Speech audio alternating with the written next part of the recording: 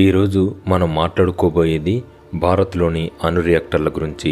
Current ఎలా వస్తుంది, అవి ఎంత సేఫ్గా ఉన్నాయి, ప్రమాదం వస్తే ఏం చేస్తాం, వాటి నుంచి వచ్చే వేస్ట్ని ఏం చేస్తాం అన్నీ సింపుల్గా చెప్పుకుందాం. ముందుగా రియాక్టర్ అంటే ఏంటో చూద్దాం. చాలా సింపుల్. బొగ్గు ప్లాంట్లో బొగ్గు కాల్చి నీళ్లు మరిగిస్తే ఆవిరి వస్తుంది. అణు ప్లాంట్లో అణువును పగలగొట్టి వచ్చే వేడితో నీళ్లు మరిగిస్తారు. ఆవిరితో టర్బైన్ తిప్పి కరెంటు తీస్తారు. అంతే తేడా. ఈ అణువును పగలగొట్టడాన్ని న్యూక్లియర్ ఫిషన్ అంటారు. యురేనియం అనే ఇంధనం మీద న్యూట్రాన్తో కొడితే అది పగిలి భారీ వేడి ఇస్తుంది. ఆ వేడిని కంట్రోల్ చేసి వాడుకోవడమే మొత్తం టెక్నాలజీ. ఇప్పుడు భారత్లో ప్రధానంగా 4 రకాల రియాక్టర్లు ఉన్నాయి. అవి ఏ, బి, సి, డి అనుకుందాం. మొదటిది ఏ అంటే PHWR, పూర్తి పేరు ప్రెజరైజ్డ్ హెవీ వాటర్ రియాక్టర్. ఇదే మన దేశంలో అత్యధికంగా ఉన్న రకం. దీనికి సాధారణ నీళ్లకు బదులు భారజలం అంటే D2O వాడతారు. దీని స్పెషాలిటీ ఏంటంటే సహజ యురేనియంతో పనిచేస్తుంది. మన దగ్గర ఎన్రిచ్మెంట్ టెక్నాలజీ తక్కువ కాబట్టి ఇది మనకు బాగా సెట్ అయింది. ఈ రియాక్టర్లో లోపల 300కు పైగా చిన్న ట్యూబ్లు ఉంటాయి. వాటిలో ఫ్యూయల్ రాడ్లు ఉంటాయి. భారజలం వేడెక్కి బయట స్టీమ్ జనరేటర్లో సాధారణ నీళ్ళని ఆవిరిగా మారుస్తుంది. ఆ ఆవిరితో టర్బైన్ తిరిగి కరెంటు వస్తుంది. ఈ టెక్నాలజీ మొదట్లో కెనడా నుంచి తీసుకున్నాం. 1960లో రాజస్థాన్ రావత్బట్లో మొదటి 2 యూనిట్లు కెనడా సహాయంతో కట్టాం. కానీ 1974 పోఖ్రాన్ టెస్ట్ తర్వాత కెనడా సహాయం ఆపేసింది. అప్పటి నుంచి బార్క్ సైంటిస్టులు స్వయంగా డిజైన్ చేశారు. ఈరోజు 220 మెగావాట్ల నుంచి 700 మెగావాట్ల వరకు స్వదేశీ PHWRలు కడుతున్నాం. కాక్రాపార్ 3-4 ప్రపంచంలోనే అతిపెద్ద స్వదేశీ PHW రియాక్టర్లు. రాజస్థాన్ రావత్బట్, గుజరాత్ కాక్రాపార్, తమిళనాడు కల్పక్కం, ఉత్తరప్రదేశ్ నరోరా, మహారాష్ట్ర తారాపూర్, కర్ణాటక కైగా ఇవన్నీ PHWR ప్లాంట్లే. రెండో రకం బి అంటే PWR, ప్రెజరైజ్డ్ వాటర్ రియాక్టర్. ఇది ప్రపంచంలోనే అత్యధికంగా ఉన్న రకం. ఇందులో సాధారణ నీళ్ళనే కూలెంట్గా వాడతారు. కానీ చాలా ఎక్కువ ప్రెజర్లో ఉంచుతారు.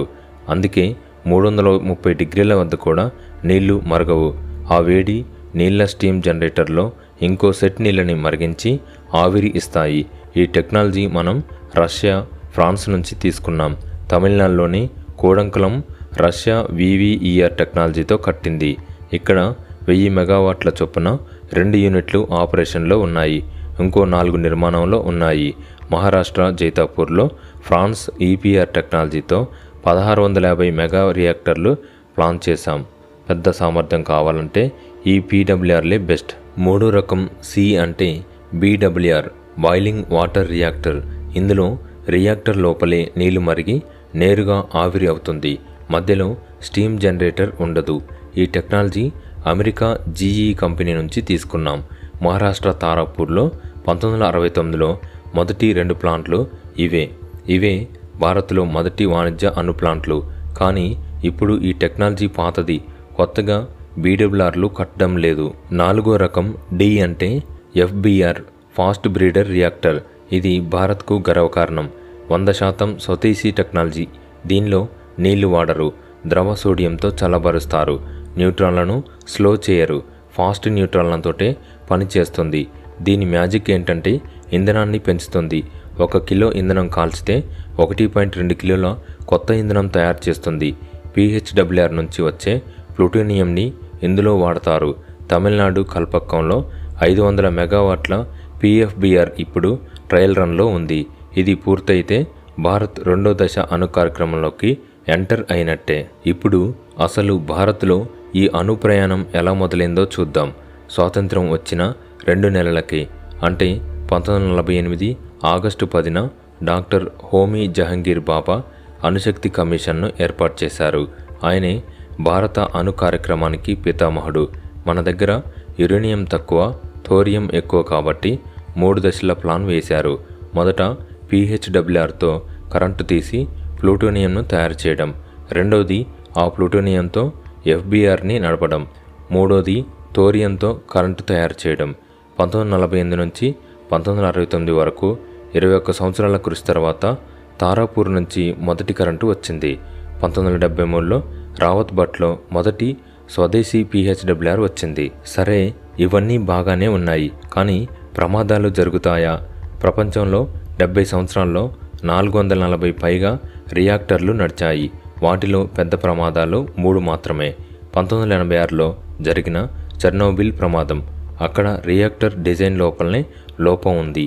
పైగా కాంక్రీట్ డోమ్ కూడా లేదు. అందుకే రేడియేషన్ నేరుగా గాలిలోకి వెళ్ళింది. 2011లో జపాన్ ఫుకుషిమా ప్రమాదం. ఇది పెద్ద భూకంపం వల్ల వచ్చింది. సునామీ వల్ల కరెంటు ఆగిపోయి కూలింగ్ ఆగింది. 1979లో అమెరికా 3 మైల్ ఐలాండ్ ప్రమాదం. అక్కడ కోర్ కరిగింది, కానీ రేడియేషన్ బయటికి రాలేదు. భారత్లోని రియాక్టర్లు ఈ తప్పుల నుంచి పాఠాలు నేర్చుకుని కట్టారు. మన దగ్గర 5 లేయర్ల సేఫ్టీ ఉంది. మొదటి లేయర్ ఫ్యూయల్ పెల్లెట్, రెండోది జిర్కోనియం ట్యూబ్, మూడోది 20 సెంటీమీటర్ల మందం ఉండే స్టీల్ ట్యాంక్, నాలుగోది 1.2 మీటర్ల మందం కాంక్రీట్ డోమ్, విమానం ఢీకొన్నా పగలదు. ఐదోది ఎమర్జెన్సీ కూలింగ్ సిస్టమ్, కరెంటు పోయినా 72 గంటల వరకు పాసివ్గా నీళ్లు పోసే సిస్టమ్ ఉంది. ఫుకుషిమా తర్వాత కోర్ క్యాచర్, హైడ్రోజన్ రీకంబైనర్ లాంటివి కూడా పెట్టాం. AERB అనే సంస్థ ప్రతి 3 నెలలకు ఒకసారి ఆడిట్ చేస్తుంది. 50 ఏళ్లలో భారత్లో లెవెల్ 4 కంటే పై ప్రమాదం ఒక్కటి కూడా జరగలేదు. ఒకవేళ ఏమైనా జరిగితే రేడియేషన్ బయటికి రాకుండా ఏం చేస్తాం? ప్రతి ప్లాంట్ చుట్టూ 1.6 కిలోమీటర్ల ఎక్స్క్లూజివ్ జోన్ ఉంటుంది. 16 కిలోమీటర్ల వరకు ఎమర్జెన్సీ ప్లానింగ్ జోన్ ఉంటుంది. అక్కడ ప్రతి 6 నెలలకు మాక్ డ్రిల్ చేస్తారు. రేడియేషన్ వస్తే థైరాయిడ్ని కాపాడడానికి అయోడిన్ టాబ్లెట్లు స్టాక్ ఉంటాయి.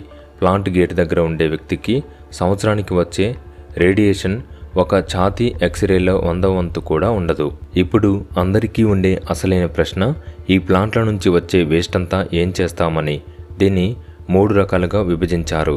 తక్కువ రేడియేషన్ ఉన్న గ్లౌజులు, బట్టలు, మధ్యస్థ రేడియేషన్ ఉన్న ఫిల్టర్లు, ప్రమాదం ఎక్కువ రేడియేషన్ ఉన్న వాడేసిన ఫ్యూయల్ రాడ్లు. దీన్నే హై లెవెల్ వేస్ట్ అంటారు. దీన్ని డిస్పోజ్ చేయడానికి 4 స్టెప్స్ ఉన్నాయి. మొదట వాడేసిన ఫ్యూయల్స్ని 12 మీటర్ల లోతు నీళ్ళ ట్యాంకులో 10 సంవత్సరాలు ఉంచుతారు. 90% వేడి రేడియేషన్ అక్కడే తగ్గుతుంది.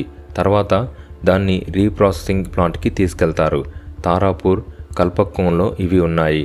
అక్కడ యురేనియం, ప్లూటోనియంను వేరు చేసి మళ్ళీ ఇంధనంగా వాడతారు. మిగిలిన చెత్తను గ్లాసులో కరిగిస్తారు. దీన్ని విట్రిఫికేషన్ అంటారు. ఆ గ్లాస్ బ్లాక్లను స్టీల్ డ్రమ్లలో పెట్టి 30 సంవత్సరాలు కాంక్రీట్ భవనంలో నిల్వ చేస్తారు. చివరగా 500 మీటర్ల లోతు గ్రానైట్ రాతి పొరల్లో పాతిపెట్టే ప్లాను ఉంది. దీన్ని జియోలాజికల్ రిపోజిటరీ అంటారు. 2050 కల్లా ఇది రెడీ అవుతుంది. తక్కువ మధ్యస్థ వేస్ట్ని సిమెంట్తో కలిపి తూత్తుకుడి, తారాపూర్ దగ్గర భూమిలో పాతిపెడతారు. రేడియేషన్ని సీవర్ట్ అనే యూనిట్తో కొలుస్తారు. సగటు మనిషి ప్రకృతి నుంచి సంవత్సరానికి 0.0024 సీవర్ట్ తీసుకుంటాడు. అణుప్లాంట్ ఉద్యోగికి అనుమతించేది 0.02 సీవర్ట్. ప్లాంట్ బయట ఉండే వారికి 0.001 సీవర్ట్ కూడా ఉండదు. చివరగా ఒక మాట, అణుశక్తి రిస్క్ లేనిది కాదు, కానీ బొగ్గు ప్లాంట్ కంటే 100 రెట్లు సేఫ్. బొగ్గు ప్లాంట్ CO2ని గాల్లోకి వదులుతుంది. అణు ప్లాంట్ వేస్ట్ని 1000 ఏళ్లకు సీల్ చేసి పెడుతుంది. ఒక సంవత్సరం 1000 మెగావాట్ల అణు ప్లాంట్ వేస్ట్ ఒక కారు సైజు మాత్రమే ఉంటుంది. భారత్ ప్లాంట్ చాలా క్లియర్. ఇప్పుడు PHWR, PWRతో కరెంటు తయారు చేస్తున్నాం. FBRతో ఇంధనం పెంచడం.